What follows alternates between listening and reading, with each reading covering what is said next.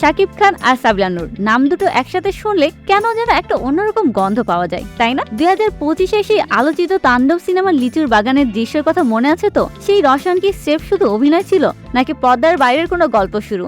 ঠিক যখন সবাই ভাবছিল এই বুঝি চ্যাপ্টার ক্লোজ, তখনই বোমা ফাটালো শাকিবের নতুন সিনেমা প্রিন্স।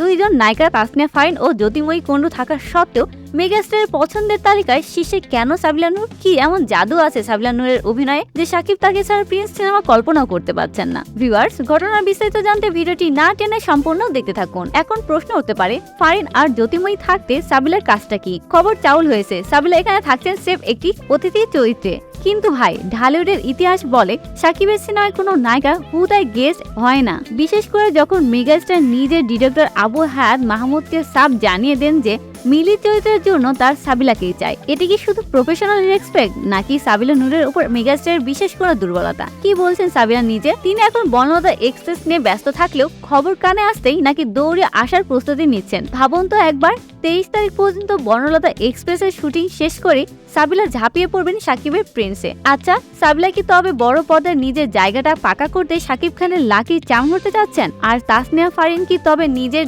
ডোমিন হারানোর ভয়ে কুকড়ে আছেন? কারণ যেখানে সাবিলা নূরের মতো পাওয়ারফুল নায়িকা, সেখানে মেন হিরোইনদের জায়গায় নড়বড়ে হওয়াটা সময়ের ব্যাপার মাত্র। লিচুর বাগানে সে ছোট্ট অগ্নিকুণ্ড এবার কি প্রিন্সে বড় কোনো অগ্নিগিরি হয়ে দেখা দেবে? ভিউয়ার্স, আপনাদের কাছে প্রশ্ন রাখছি, শাকিব খান আর সাবিলা নূরের মাখামাখি শুধু কি সিনেমা বানানোর জন্য নাকি এর পিছনে লুকিয়ে আছে কোনো গ্ল্যামারাস পলিটিক্স? শাকিবের সাথে সাবিলার কেমিও কি আসলে দর্শকদের হলে টানবে নাকি এটা মেগাস্টারের সেফ নিজের ইচ্ছার প্রতিফলন? আপনার মতামত কমেন্টে জানাতে ভুলবেন না। আর এমন এক্সক্লুসিভ গসিপ পেতে সাবস্ক্রাইব করুন